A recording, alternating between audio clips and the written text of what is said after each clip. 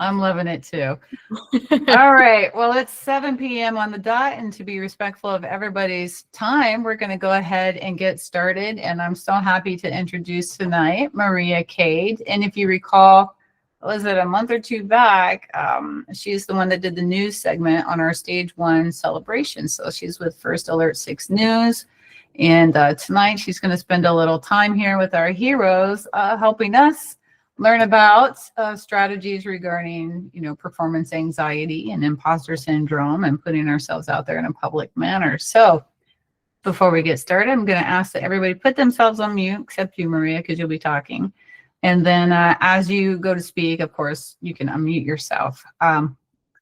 If we were ready to get started, I'm going to go ahead and read her bio. Maria Cade is a multimedia journalist at First Alert 6.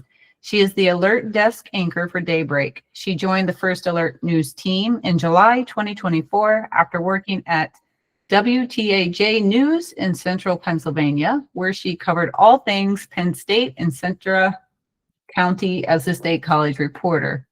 Originally from Newcastle, Pennsylvania, Maria is excited to make Omaha her home. She is currently serving as Miss Omaha 2026 and will compete for Miss Nebraska in June. Maria is a graduate of the University of North Carolina at Chapel Hill and studied at the prestigious Hussman School of Journalism and Media. Go Heels! I thought that was going to say Huskers. After graduating from UNC, she moved to New York City to work with ABC News as an intern for the third hour of Good Morning America. There, she elevated community news to the national level, sharing stories highlighting people making a difference in their area daily. In addition to journalism, Maria has a passion for performing. She also studied vocal performance at UNC and has performed in dozens of musicals, plays, and operas. In her spare time, Maria enjoys volunteering her time with the Miss America Opportunity and other organizations focused on women's empowerment and scholarship opportunities. You can follow Maria everywhere at Maria Cade TV. If you see her out in the community, say hi. As a Nebraska newbie, she's always looking for recommendations on must-see sites and activities in the area. And if you have any story ideas, feel free to send her an email. All right. Welcome aboard to Heroes Encore, Maria. Dude, thank you so much. That was a lot. Sorry, I should have shortened that before I sent it over. No, that was actually a little bit about me. That's a wonderful background to get a feeling for who you are. First of all, Pennsylvania. How about that? Yes. That's a move. I moved here to Nebraska in July 2024. So I've been here now for about a year and a half. And I think that officially moves me out of newbie territory, or at least I hope it does. I've really tried to make Omaha my home, and I feel like my job allows me to do that by immersing myself in the community. I get to see things, meet people, and do things that some people who have lived here their whole lives will never be able to do. So it's kind of a really cool and a really neat job, and it allows me to really immerse myself into this city that I now call home, and I'm very proud to represent and serve, like Taylor said, as Miss Omaha as well. So it's been a really amazing year and a half, and part of the amazing thing about my job is that I get to meet really cool people and share stories about really incredible work that's happening in the Omaha Metro, just like Heroes Encore. So when I connected with Taylor and we sat down and she shared her story and taught me a little bit more about the work that you all are doing, I was just so inspired, because this is something that I don't think I've ever heard of before, what you guys are doing, but it's something that's absolutely necessary and vital. Like Taylor said, I grew up singing, and I always feel like the stage is sort of my second home. My mom would always tell everybody that I sang before I talked. No, it's not true, but it's just something that's always been within me. So the fact that you all are using music as a tool to move forward in this stage of your life, it's something that's really powerful, and something that, I'm really honored to be a part of it and join you all tonight. So like Taylor said, I'm going to be talking a little bit about mindset when it comes to performance anxiety. As a broadcast journalist, I'm reporting live every single day, and there is a sense of anxiety knowing that when you are doing your job, you just have this one moment and it has to be 100% correct, or so you might think. So that can come with a lot of anxiety and a lot of thoughts. And it's something that I've sort of had to overcome throughout my time working as a broadcast journalist. I remember my first ever live shot when I was working at my first station back in Pennsylvania. I will never forget, it was on St. Patrick's Day, and I was reporting on a school mascot that was actually potentially being changed. And a lot of the parents and students, had different thoughts on the changes for that legacy on that mascot. And you might know, or you might not know, but oftentimes as reporters, when we go out, we do our stories all by ourselves. We don't have photographers anymore for the most part, unless it's a pretty serious or a pretty big breaking news story. So it's kind of all one-man band. So I had to go out, shoot my own story, film the video, and even to go live, I set up my own camera and everything. It was just standing there ready to go. And we had to be ready 10 minutes before the live shot. So I had everything set up. This was my first time ever going live on TV. And I had 10 minutes to just sit there by myself. So you can only imagine that my nerves were eating me alive, thinking I'm counting down in my head. I have 10 minutes to go, 10 minutes to go. And then I'm going to be live on thousands of TVs across central Pennsylvania. It was very, very nerve-wracking. When I go back and watch that old video, I cannot believe that I was able to do it, because in the moment, I remember I had my producer counting down in my ear, 30 seconds, 10 seconds, stand by, and my heart was just racing. And when I go back and watch that video, I was just a ball of nerves. I looked like a deer in headlights. I didn't know what I was doing. I just was trying to get through it because it was my first time. And I did get through it, luckily. But I've learned a lot since then. So a lot of the things that I'm going to be sharing with you all today are some of those tips that have sort of gotten me to where I am today, because luckily I can say that I'm in a place where I feel a lot more comfortable to do my job. And a lot of that comes with time and practice and repetition. That's really the key thing. So, for all of you, when you perform, especially if being a part of Heroes Encore, if this is your first time picking up an instrument, like I know Taylor said a lot of people in the program have, did you feel a little bit of anxiety that first time that you were maybe going and performing at the VA, like some of you did today, or if you were a part of the stage 1 performance at the Holland? Was there any sense of nerves? Does anybody want to share how they felt that first time that they performed? Well, Eric and Vicky are both currently enrolled in the program right now. Do either one of you want to share how you felt performing for the first time?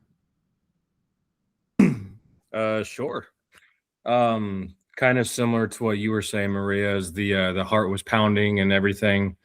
And I have an issue with kind of like the anxiety of like the stage fright kind of thing, just in my job in general. Yeah. So being told that that was the end goal when we first started, it was kind of like oh, well, maybe I don't want to do, because that kind of, but once we got there and we practiced beforehand a few times that day, and then a few times like a week or two before.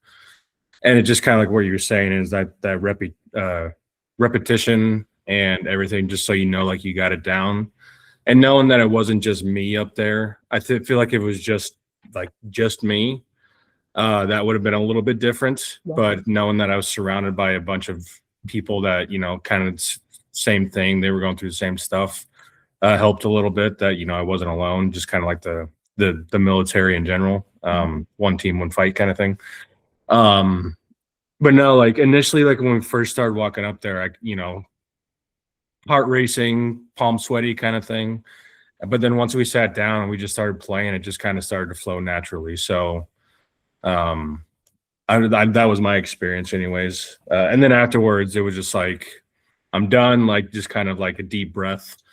And it wasn't as bad as I thought it was going to be. So, yeah, I love your framing of the situation, because what you went through is pretty much exactly what I went through as well. And it's really, really interesting to hear how people approach that first time and the different feelings that we might have.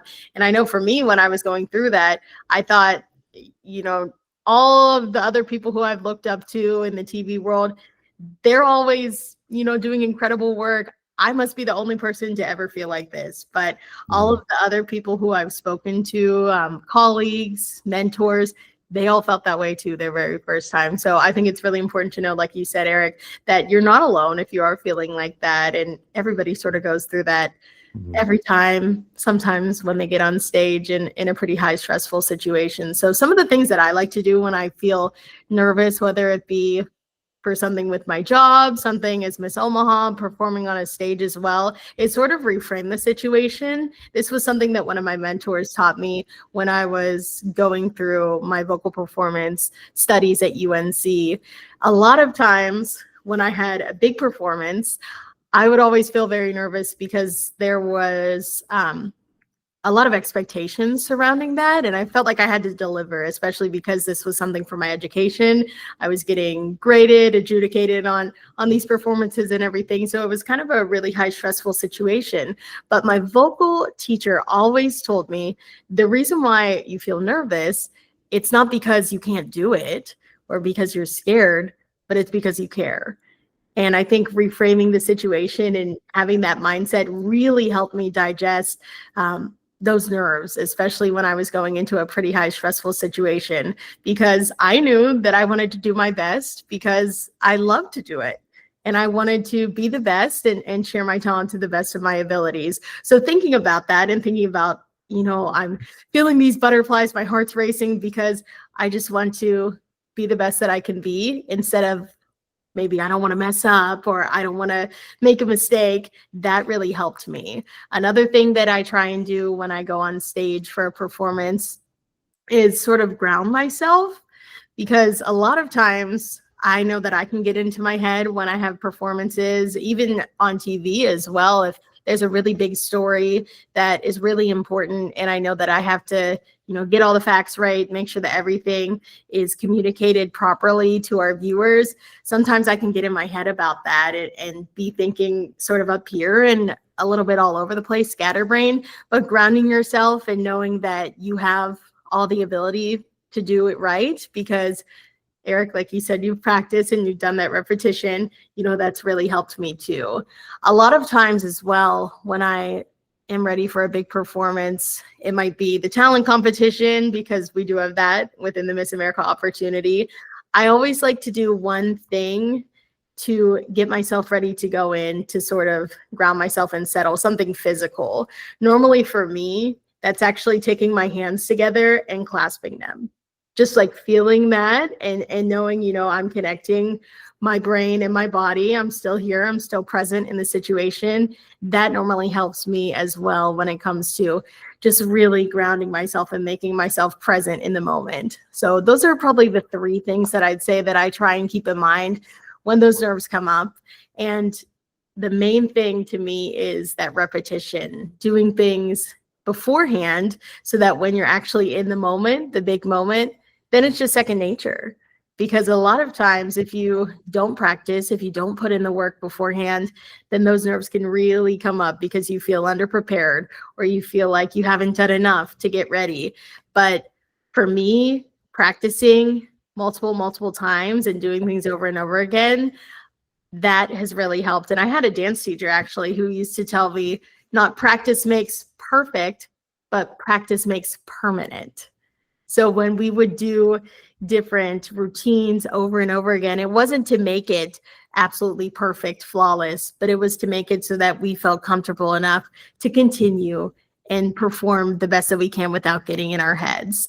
When I think about performance anxiety, a lot of times, especially when it comes to public speaking through my job and doing things like this, I feel like a lot of times people might get into their heads and really speed up and go really, really fast. And that might be something that you all do too as well when you're playing. Maybe you might speed up the tempo a little bit because you're feeling a little bit of those nerves, feeling a little bit of that anxiety. Has anybody been there when they're performing, sort of going off the tempo a little bit? I know I've been there for sure.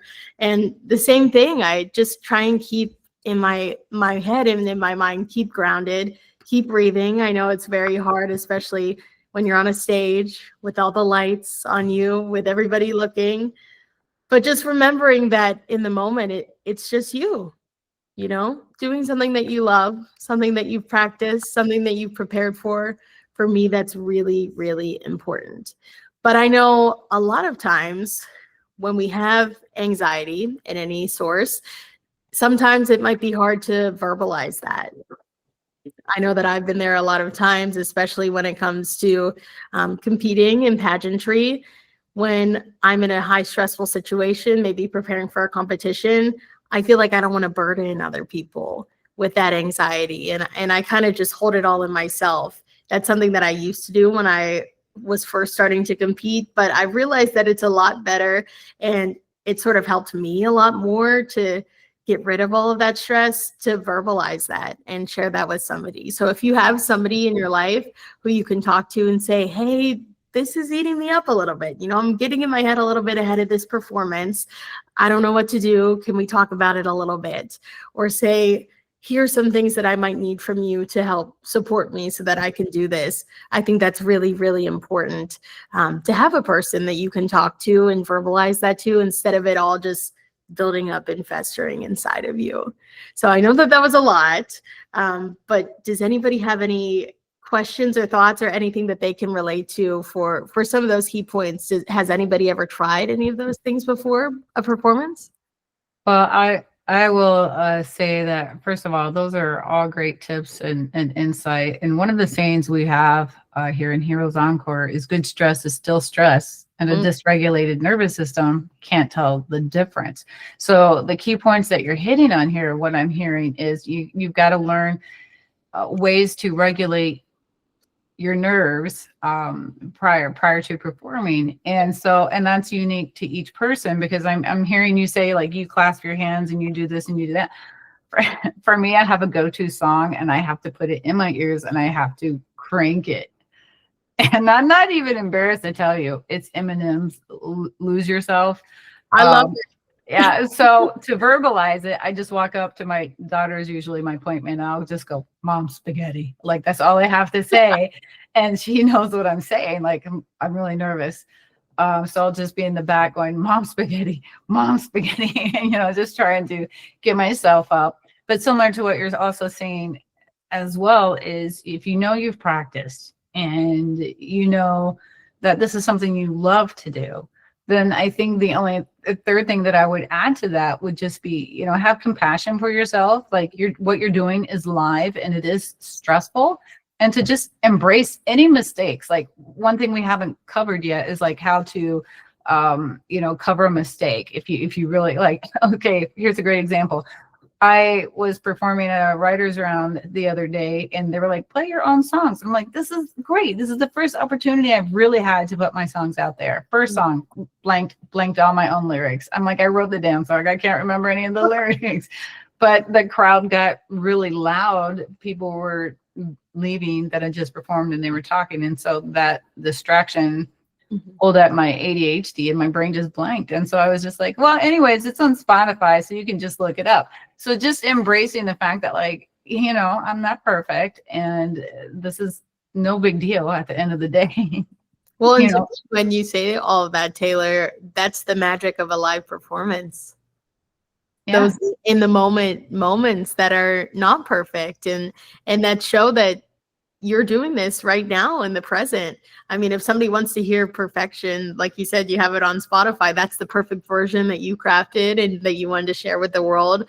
But to me, there's a charm to a live performance and knowing that it's not going to be perfect. And I think that most audience members know that too, and can identify with that and understand what you're going through in those moments.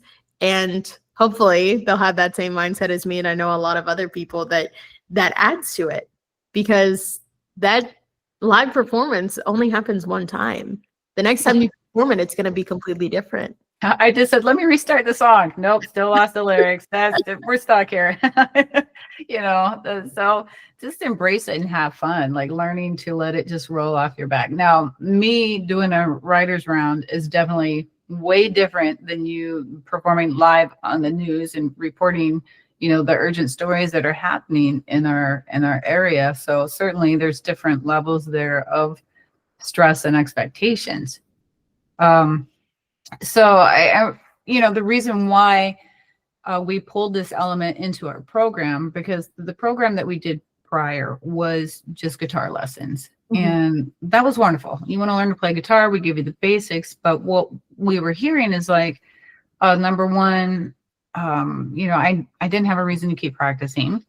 Number two, I don't know how to play with a group of people, and three, I want to get better. I want to write songs, or I want to perform. So the element of the live performance is to help us. And many of us have very fragile nervous systems now due to PTSD and trauma and, health issues and stuff. The repeated exposure to the stressful situation, and which is where I want to come back to you.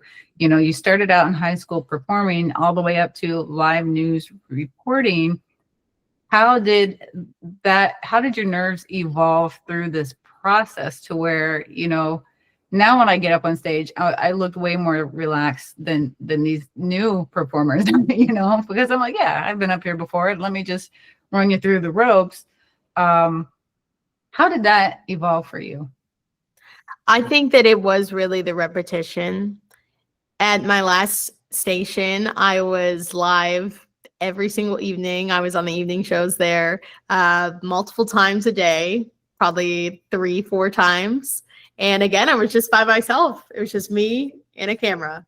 So knowing and getting out of that mindset that there were a lot of people watching, and kind of just grounding myself in the moment and saying, it is just me right here. Normally for the most part, there weren't other people around watching. It was kind of just me out at a scene or at a location.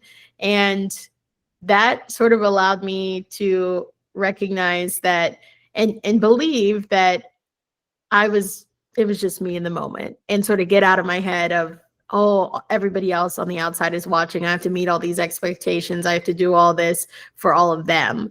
And it was really that repetition. So when you think about it, I worked at that station for 2.5 years. And if I did 4 live shots 5 days a week, I can't even come up with a number for how many times I went live. But doing it over and over and over again, that allowed me to develop and hone my skills. And I think also just make me a better communicator in real life too. The more that I did that, even though I wasn't technically talking to a physical person, when you are reporting, you're talking to people at home. You're communicating and speaking with them in that way. So that kind of helped me to grow my communication skills as well. And now here in Omaha, since I work on the morning show, I'm live every single morning with our morning team as well. So continuing that and all of those repetition and those reps, that's really helped, I think, evolve my skills and my communication skills as a journalist. Okay. Let me ask you this. Would you consider yourself an introvert or an extrovert? Growing up as a little kid, definitely extrovert. But I feel like when I got to high school and college, I became a little bit more introverted. So this job has kind of helped me pull out that extroverted side of my younger self when I was a kid again, which I think is pretty neat to see myself change and grow in that way too. Thank you. So clearly, as you said, this evolution taking place, I'm hearing like you became more confident in yourself, and clearly that has spilled over in other areas of your life. You decided to take on Miss Nebraska, Miss Omaha. And did you just decide one day, I think I'm just going to go do this? Okay, so it's actually interesting. I used to compete in Pennsylvania when I was working at this last station, but I will tell you a little bit about that story too. The reason why I started competing is because I was graduating from UNC Chapel Hill and I had a ton of student loan debt. I didn't realize, but the Miss America organization is actually a scholarship program for women. So everybody who competes earns scholarship money. And I was like, I need to pay off these student loans. I'm still trying to figure out my life, finding a job and everything. I hadn't gotten that job at the first news station yet. But I knew growing up that Miss America had the talent competition. And I thought, this could be a way for me to continue to sing and continue to perform. So I competed that first year in Pennsylvania, not knowing anything. I had never done a pageant before. That was scary because there are girls who compete in these competitions who've been doing it since they were little girls, and all power to them. But I sort of had a lot of imposter syndrome because I thought, why am I here? I'm not worthy to be here. I don't have the skills and the years of experience that a lot of these other girls have. So that first year I kind of faked it till I made it. Mhm. And being in that mindset that, and convincing myself, what I did literally was just say it out loud. I'm worthy to be here. I have the skills to be here. And just repeating that, it kind of convinced me, yeah, I do. I can do this. Yeah, that's great. That was this year. So that was beautiful. Thank you. Yeah, so imposter syndrome, that's a big deal. That is something that I think all of us are struggling with. I mean, even myself, I've gone through bouts of that from different capacities. I mean, anytime you're stretching yourself beyond your comfort zone and you're growing, Yep. you are going to be very vulnerable and kind of insecure because you're not yet this expected developed part of yourself that you want to be. Absolutely. But how courageous and bold to make the decision to stretch yourself to become a little better. Mhm. So for you to just do all of these wonderful things that we read in your bio here, I want to know, like, what were some of the musicals, and tell me more about this opera. Like, tell us more about that performance side of you. So my first musical that I ever did, I think I was 10 years old. I had been singing up until that point, couldn't shut me up in choir and everything at school. And one day I decided to audition for Annie at my community playhouse. And growing up, I thought, I was the bee's knees. You're a little kid, you love to sing, your family and your parents, they clap for you, they give you all the praise, and then you just feel like you could do anything when you're a little kid. So I actually auditioned for that production of Annie, and I didn't make it. And I was devastated in the moment. I remember I was 9 or 10, and I just remember crying and crying and crying. And I thought, why would I do it again? I was a little kid. I didn't know. I was like, I didn't make it. They don't want me. Why should I ever try again?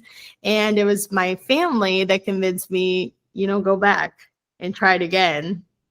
The first time it didn't work out, but you just got to keep trying until it does. So I auditioned for another musical at that same playhouse, and then I ended up getting cast in the ensemble, and that was like the best 3 months of my life, being in that show and meeting people from my community and making new friends and everything. It was Aladdin Jr. And I caught the bug after that. But I bring up Annie when I didn't make it because I think that that's something that will always stick with me. That feeling that I felt not being good enough and not feeling like I had the tools or the background to succeed, that continues, You feel that as a little kid, and then you think, oh, I get older, that'll leave me, that'll shed. But it continues, definitely. Yeah, nobody can handle rejection. It doesn't feel good to be rejected, or to come in second or what have you. I felt but that 9 years old is very ambitious, though. Yes. I felt that imposter syndrome, though, when I was competing at Miss Pennsylvania, because the first year that I competed, like I said, I had no clue what I was doing, completely new to everything. But the second year when I came back, I was like, well, I'm going to do it right this time. I'm going to put my all into it. I'm going to give everything that I have for this competition to become Miss Pennsylvania. And I actually came in second place that year. And I felt the same exact way that I felt when I was 9 years old. I was thinking to myself, why am I in this position again? Why am I thinking like this? And I think going into this year for Miss Nebraska, because I took a couple of years off after I placed first runner up until now, I've completely shifted my mindset and have tried to approach this year a little bit more healthy. Whereas before, my end goal was kind of just to win and that be it. But I didn't have other goals that could still be achieved without winning the title. So I think going into this year as Miss Omaha, I've tried to focus a lot more on how I'm serving the community and how I'm impacting others instead of just focusing on that one end goal. That would be really awesome. I'd love to be Miss Nebraska. I hope to be one day. But if not, I'm proud of the work that I've done serving this community and meeting amazing people like you guys. So I think that kind of goes into the mindset of performance too, when you connect it to what you all are doing. If you just have maybe a mindset of, oh, I want to play this piece perfectly, I don't want to make any mistakes, that can sort of bite you in the back more so than having a goal of, I want to make somebody smile, or I want to hear somebody feel affected by my performance and share how much they loved it. Those are things that are maybe a little bit more tangible than having that perfect performance and achieving that perfect goal. So sort of reframing your mindset when it comes to goals, I think is really, really important as well with anything, but especially performance. That is a very valuable insight.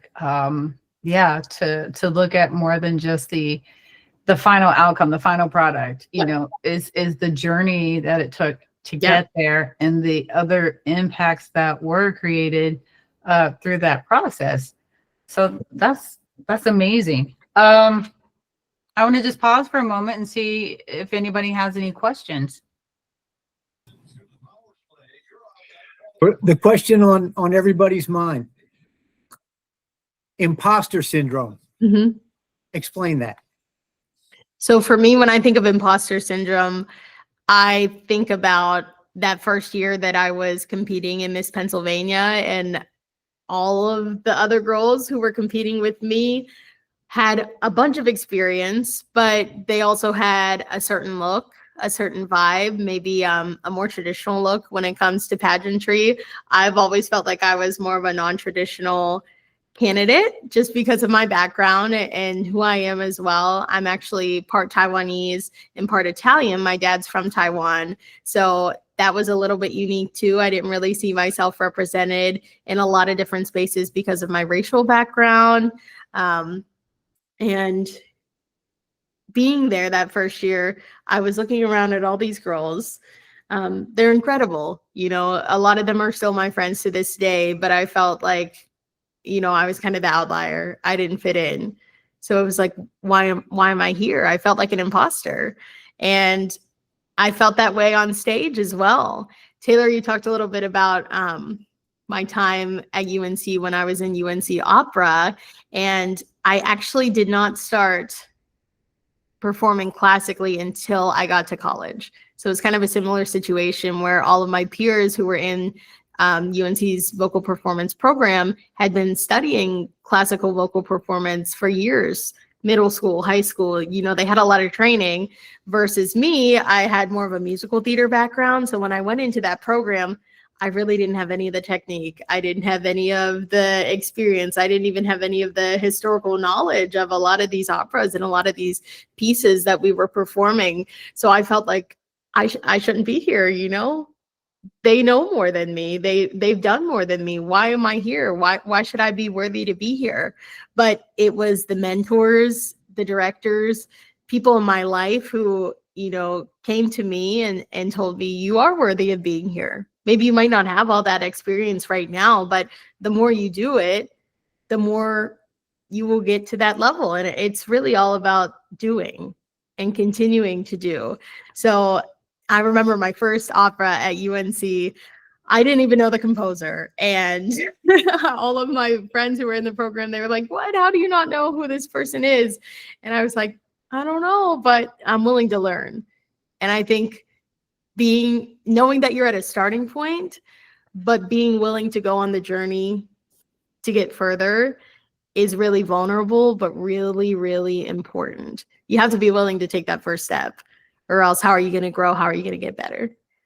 You know, one of the things that we've encountered over the decade that we've been doing this is that often what we'll have is people who come into the program, they'll start learning the chords and things like that, but they'll start comparing themselves to somebody that like Dave, who's been playing for decades. I've been playing for decades. So we look like we know what we're doing. Dave does know. I don't know what I'm doing.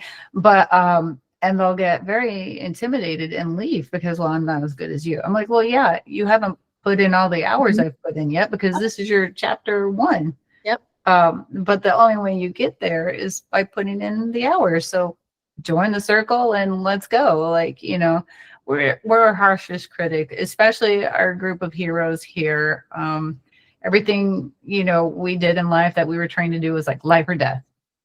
And be perfect now. And if you're not perfect, you're letting your team down and there's going to be consequences. And so we might not wear the uniform, but our mindset is still like, we cannot do anything. I'm speaking hyperbole here. I don't want to speak for everybody, but I can't do anything in the mindset of like, I can be super casual about this. It's okay if things go side. No, everything is like, it has to be perfect. Yep. And so the thing about music and stuff, you know, there's room for those accidentals and those mistakes and ways to take those flaws and even discover a new depth of beauty or expression through that, if that makes any sense at all. But yeah, so, you know, the gift of just being able to kind of embrace this performance side, which is kind of where I want to go with this. I'm sitting here and I'm looking at you, and I'm going to be real honest. If I passed you in Target, I would not have recognized you. Yeah. You know? And so one of the ways that I cope with imposter syndrome, and I shared this with the group a few weeks back, is I created the performer identity.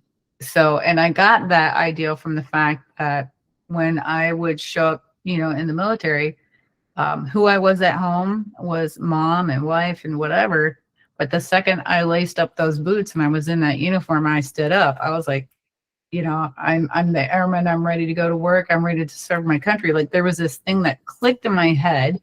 And so I adapted that mindset to, okay, well, as I go to perform, there's got to be this thing that helps me click into that mindset. So I've got a hat, I've got a jacket, I've got my guitar, I've got everything I need to tell my brain, this is how you're showing up today. And so when I picture you as the news anchor, I see you in a red dress, I see your hair all done, you're in heels and everything, you know, so yeah. Does that work for you? Do you have sort of a process like that or something do you feel that click in your mindset when you're in these different roles? I think that there's definitely an element of performance when it comes to news and TV news for sure. Obviously, you have to adhere to time constraints and everything. So you kind of have to make sure that everything is wrapped up with a bow beforehand. But to me, the best journalists and the ones that I find that I relate to the most and that I try and emulate the most are the ones that are just themselves. You know, I think of Robin Roberts. She has kind of been my mentor, or not mentor. Oh yeah, you're casually name dropping right now. Yeah, I love that. Inspiration. And I did get to meet her when I was interning at GMA in New York City. And she is exactly who she is on TV. And that really inspired me to want to be the same. And I think that it takes a lot to be comfortable being yourself. I mean, you can kind of pretend to be somebody who you're not. That's a little bit easier than being comfortable and being 100% yourself. So it's definitely something that I still work on every day, and I know that everybody has to work on. But when it comes to it, yeah, there is that element of you kind of have to put your shoulders back and turn it on and everything. And I think that everybody can relate to that for sure. Yeah, for me, I'm picturing you like the second your hair comes out, news anchor hair, you're like, I'm on, I'm on. Well, thank you for sharing all of that with us. Again, I want to open this up to you guys. What questions, what feedback, what insight, what experiences have you had that you'd like to share? I had a question. And I know this may vary from person to person, but how long did it take you before it did kind of become second nature? Like I know like nerves are good and like we kind of talked about, it means you care. But where was that like moment where you started doing this, where you started getting ready and on camera, where you're like your heart wasn't racing anymore, or it was just kind of like you were there to do it and you weren't like nervous about it? Like was there like a moment where, like, how long does that typically take for you anyways? You know, you would think that it kind of just happens and gradually, and you don't realize it until one day it's like, oh, wait, I kind of have this. But there was a specific moment for me in my life where I remember thinking, wait, I kind of, I kind of got a little bit better at this. I'm kind of getting good at this. There was a story that I had to do. It was, I want to say maybe 9 months into me working at the news station. So it was December and I had started in February of that year. So about 9 months, 10 months of me working there. And there was actually a sinkhole that had opened up in a parking lot of an apartment complex, and they had townhomes and everything. There were a lot of families basically who lived there and kind of had their lives upended, and their homes were shifting, foundations cracked and everything. It was really, really devastating. And I was there all day doing live coverage. This was in the town that I was primarily covering and reporting on my beat. And I remember standing out there just speaking with all these people and realizing that I have such an important job because I'm giving them the microphone to share what's going on in their lives so that they can get help and we can let people know what's going on. And that's really, really valuable and important.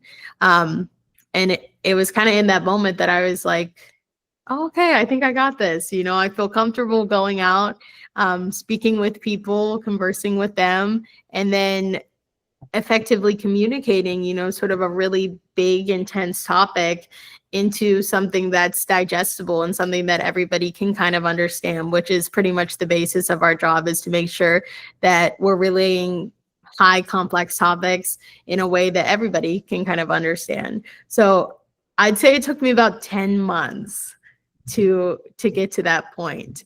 And I know that sounds like a long time, but I mean, in the grand scheme of things, 10 months, it's kind of like you scratch your arm and then you're there. But for me, that's probably how long it took. Yeah, that's incredible. Marty, do you have any questions? It's good to see you tonight. Can you hear me? I can. Okay, this is my first time with this headset. Not really. I've seen Maria on the news every day, and I enjoy her accounts of things. So it's Thank good to see her you. here with this. I didn't know she was a performer. Mhm. I'd love to see some of your performances. I don't know if they're available. I have a bunch of stuff on YouTube. If you look up Okay. my name, there's old videos of me singing. Part of the reason why I wanted to compete in Miss Omaha again, and it was kind of similar to the reason why I started competing in the first place. I didn't have an opportunity to perform anymore here, but I love it so much. And with my job, it's kind of tough, especially working on the morning show. A lot of theater productions, rehearsals happen really late at night, and that's when I'm asleep. I gotta go to bed pretty early normally for my job because I have to be in at 3 a.m. Yeah. Oh my God. Yeah. It's a lot, but we're rocking and rolling with it. We love it.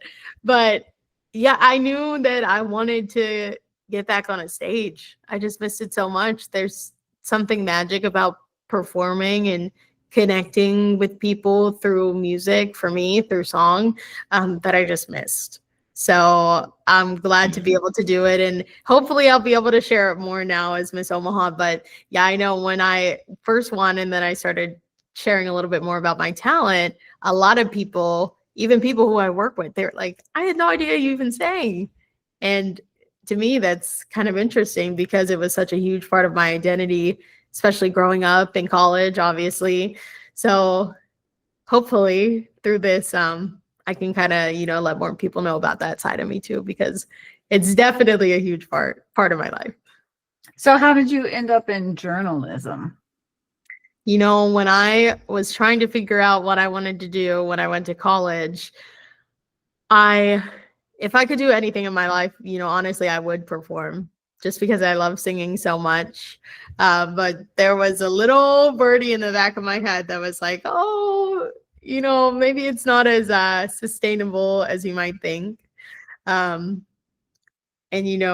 I guess maybe that's something that I kind of have to grapple with now. What would have happened if I would have pursued it full time? But this is the path that I actually ended up taking because I felt like it kind of combined the elements of storytelling that I loved, because in theater you get to take on a character and tell a story, but also communication. I love speaking with people, learning about their lives, hearing their stories. So it was kind of the perfect combination of both of those. I love that. I'm just going to tell you that if I hung out with you, I would always be like, put on news anchor Maria for me. Give me a news intro. I do that with my son, who's a pilot. I'm like, do that pilot talk. Will you do that pilot talk? You gotta say the jargon. Yeah. I love that. So I remember going into your studio though. I'm quite surprised that you do have to film your own stories and you do the editing process too. Do you do all of that? Yes, we have a digital team who does all of our digital content, but everything that airs on broadcast is done by us.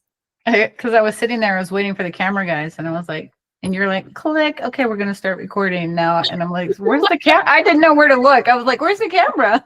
All automated. It's crazy. A lot more news stations are sort of going in that direction. So for those of you that aren't familiar, we kind of just have a bunch of cameras and they're robot controlled, basically. We don't have camera people in the studio, whereas probably like 15, 20 years ago, there would have been photographers in the studio, like manning physical cameras and moving them around when the anchors would move around the studio to different shots. But now we have a team of people in behind the scenes in a technical booth who they literally press a button and then the camera moves itself. So it's definitely interesting to see the shift and the change in the industry. That's crazy. I would feel like I would want those camera guys in there instead of robots, because then I would feel like I have somebody that I'm talking to, like that. I could at least pretend like we're having a conversation instead of just talking to a camera. Definitely. And I mean, that was a lot of the struggle that I kind of had to overcome too when I was first doing those live shots and I was by myself, remembering that there were people who you were talking to as well, and sort of not forgetting that.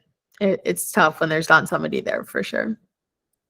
David, Mike, do you have any questions or input? No, not really. Like Taylor said, I've been playing for a while. I remember the first time I stepped on stage, it was kind of the opposite of being nervous. I was 15, playing lead guitar in a band. I started playing a song and somebody screamed and I went, yeah, I like this. Conversely, kind of like you said, I became more introverted later on, but I was in a military setting in the classroom and they said, come on up and introduce yourself. Tell us. It was just a really impromptu thing, no script or anything. Yeah. And I got up, I went, oh, I'm going to hate this. And I got up and I started talking and then people were laughing and there was some banter for a while. When I sat down, I went, I really enjoyed that. And they hired me back on as an instructor. So it was kind of fun. So then I developed some skills after that. So, but when I play, it's there's sometimes an element of nervousness. Like we went to the Wilson Performing Arts Center recently and played with some rock and roll Hall of Famers, which is amazing. But it's like, it's okay to have butterflies as long as you get them to fly in formation.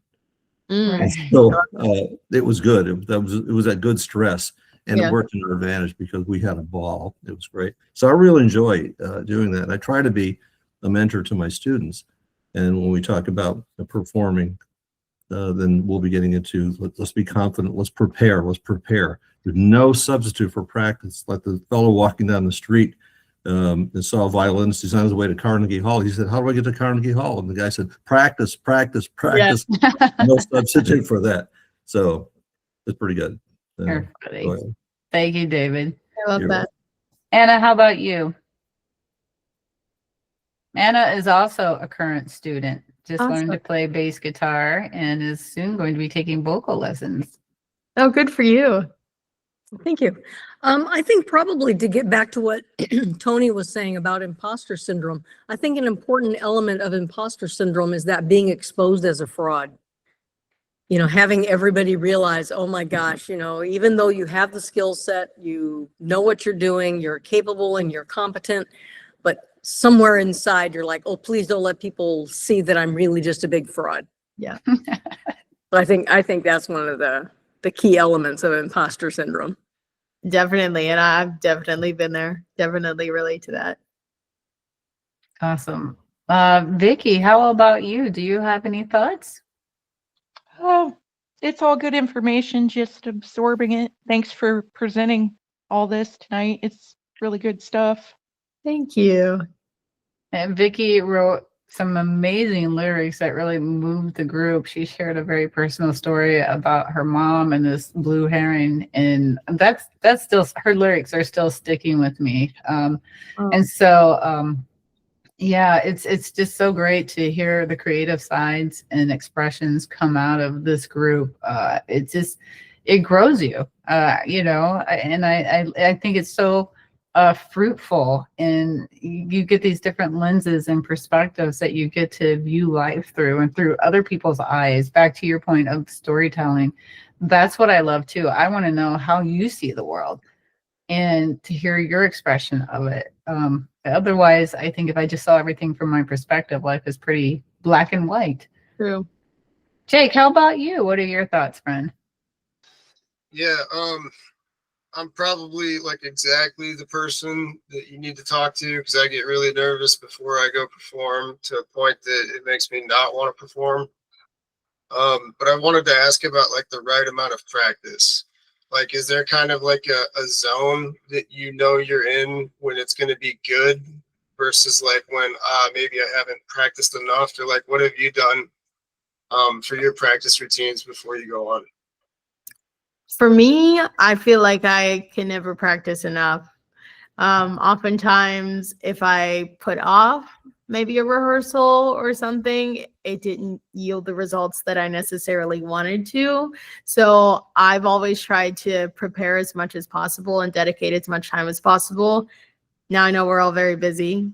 So there comes a point where you have to, you know, set it aside and say, you know, there are other things in my life that I need to focus on and I need to tend to. And I think that that's definitely important. Absolutely.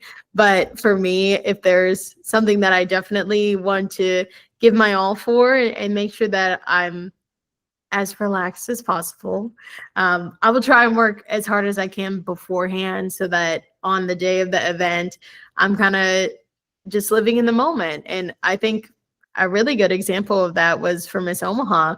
When I moved here in July 2024, they have the competition for Miss Omaha every August. So I actually went and sat in the audience and I watched Miss Omaha in 2024 when I had first moved here just a month ago, or yes, a month before that. And I was sitting there and I thought to myself, you know, I think I want to do this next year. So that was a year in advance, literally to the day. I told myself that night, you know, I'm going to do this and I'm going to prepare and I'm going to do everything that I can to make sure that I'm ready to do this 1 year from that day. And for me, that didn't involve just getting ready for the competition. I mean, we have an interview that's for the competition, the talent portion, evening gown on stage question, and then a health and fitness section as well. That was a big part of it. But for me, to be able to feel comfortable putting myself out there to serve a city and then in turn a state that I am not originally from, I'm not a native, you know, that kind of puts me in a unique position. I felt like I had to do everything I could to get to know the city. So I did the work. I dove in day one, and obviously, my job allows me to get to know people and experience things a lot. But outside of that, I got involved with a lot of different organizations here in the Metro. I'm on the state board now for the Nebraska Arthritis Foundation. I volunteer with the American Heart Association. I'm on the Young Professionals Board for the Omaha Chamber as well. So kind of just knowing that, I had a year to get to this point. I'm going to do everything I can to make sure that the day of, I will feel comfortable and confident in myself to just be. And the morning of, my mom and my dad, my grandparents and my brother, they had flown from Pennsylvania to come and watch me compete. And they've seen me compete at these other competitions too. I was a lot more in my head those previous times, a lot more stress. And, I kind of sometimes let that pressure get to me, unfortunately. My mom told me the day of Miss Omaha this year, she was like, "Are you okay? You're not stressing at all. You're like fine. Like, what's going on?" And I was like, "It's because I did the work. I know I did. So I have nothing to lose. If it turns out the way that I wanted to, awesome. And luckily it ended up being that way. But if not, I can't be mad at myself, because look at all the amazing things that I've gotten to do this past year and experience."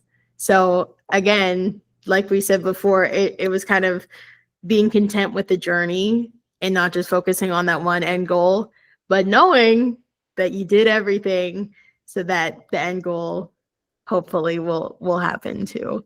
So to me, I think that if you could put in as much effort as possible, then once you get to that point, then you can kind of just relax and know that you've done the work. Yeah, repetition, repetition, repetition. Muscle memory has saved me more than once. Yes. Steve Grady, sir, thank you for joining us tonight. What are your thoughts? Well, Jake stole mine. It's gone. Thanks, Jake. Jake, Yeah. he always asks good questions. My bad. I was thinking about it. Bob Dylan has a saying, he knows his song well before he sings it. And I'm sure, when you were in school, you really practiced a lot. Oh, yeah. And, you were almost prepared when you first got on stage. The thing you had to do is pass over that invisible line into doing it. So then once you did it, that load was off you a little bit more. I would think that would be true. Yeah, I to some extent. definitely agree with that. Like I said before, that one dance teacher I will never forget, she always told us practice makes permanent. So the fact that that was sort of ingrained in me from a young age, I sort of take that with me throughout my life too, and apply it to any situation. If I know that I want to hopefully do my best in a situation, I will try beforehand to prepare, practice, so that that muscle memory is within me, and then I can just go out and do it and let that moment be, and then move on to the next one. And back to your point of reframing the situation, because like going back to stage one celebration, I was nervous as hell, guys. I was like so nervous and I'm very, sensitive to all kinds of things. So the bright lights hitting me for the first time, and that was a distraction, and not being able to see the audience and read people's faces and trying to keep track of the time and everything. So my anxiety was up really bad. But one of the ways that I like to reframe my situation is to not tell myself that I'm so nervous, but that this anxiety is really just my body's way of like pumping in the adrenaline and this is good stress. Like you're experiencing stress, but this stress is to serve a purpose. And so once I get started, then I'm okay. It's just that like getting revved up till somebody opens the gate and says, go. And then suddenly you're using that adrenaline, you're using that stress, and it as to your point, Steve, it starts to mitigate itself to where then you can kind of relax and settle in. And maybe this is something you guys experienced at that stage one celebration, that once you started playing, you kind of forgot about everything else. And the reason for that is because you're now shifting out of fight or flight into a different part of your brain. So yeah, that 10 minutes before in that countdown, you're in fight or flight. You're like, I'm going to die. This is it right here. Why do I do this to myself? And then you shift into being able to execute what you're there for. And that changes the chemistry of your body. But if you have no place to put that anxiety and that stress, it's a whole different outcome. Definitely. Well, are there any more questions for Maria tonight? I just have one. You're a performer, so what's our band name gonna be? Oh my gosh. Wow. First of all, I'd be honored to perform with you guys. I don't know. I think that Taylor hit it on the head with Heroes Encore. I mean, obviously that's the title of the group, but the work that you all are doing, I know I said this at the beginning, but it's just amazing. I mean, music is so powerful, and the fact that you all are embracing it and sharing your talents and your gifts with the world, even though it might be a little bit scary, is so important and necessary. So I just want to thank all of you for getting out of your comfort zone in that way and sharing your gifts with the world, because we definitely need that. All right. Well, Maria, there's one other thing. You're like, I think I can consider myself a Nebraskan now. There's one litmus test here for you, Okay. Especially because you're from Pennsylvania. And I can tell you are by the way you say that. How do you say the word water? Water. You don't say water? No, that's a Philadelphia thing. Yes, it is. Yes, it is. Do you see the chair Water. back here? That's Water in New the England, Wawa. too.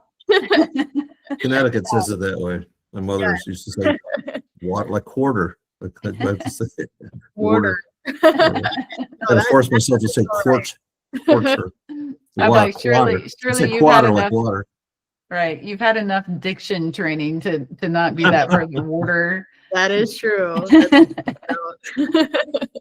Fantastic. Well, we are at an hour exactly. And so I just really do want to appreciate, number one, the fact that you utilized your platform to help elevate Heroes Encore, and you did such a wonderful professional job on the story.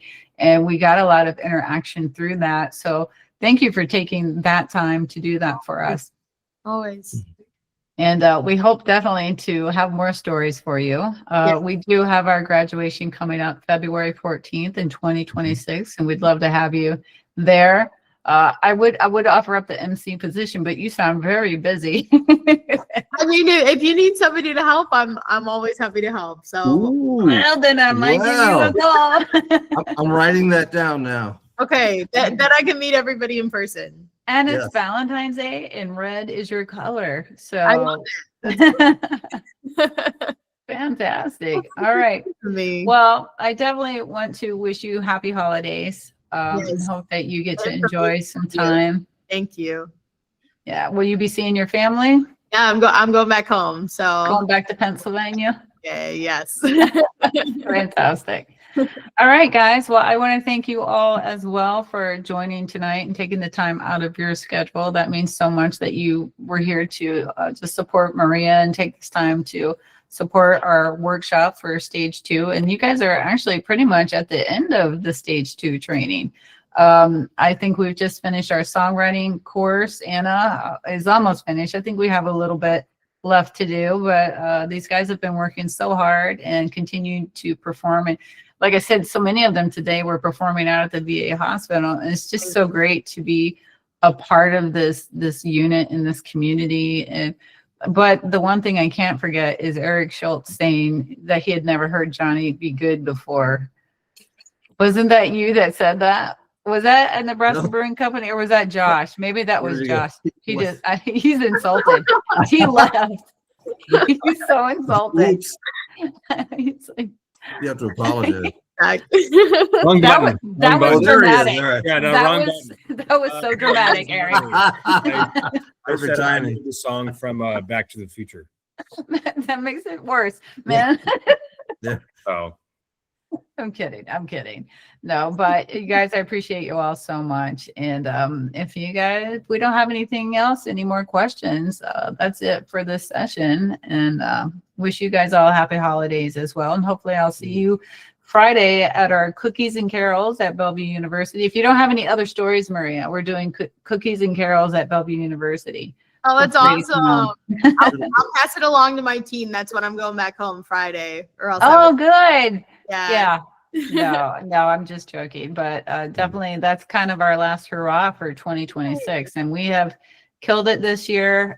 This has been just amazing. For our first year, we've done a lot. Yeah. You guys 2026 is going to be even more incredible. I love it. And do you guys care before we go? I'm going to take like a quick screenshot too. So if you guys have your cameras on, you want to smile, get ready. I'm going to take a quick picture. You ready? Ready. 2. Got it. Awesome. Amazing. Amazing. I do appreciate your time again, Maria. Thank you so much. No, it's a pleasure. And hopefully I'll be able to meet some of you guys in person then on Valentine's Day. Absolutely. Let's do it. Let's do it. Awesome. All right. Good night, guys. Thank you. Thank you. Happy holidays. Thank you for having me. Merry Good night. Christmas. thank you. Bye-bye.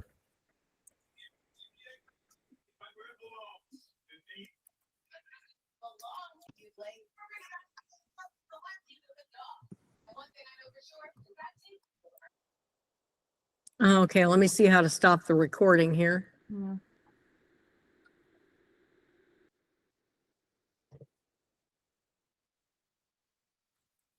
That was fun. She's a nice girl. She's only in her 20s. That's incredible.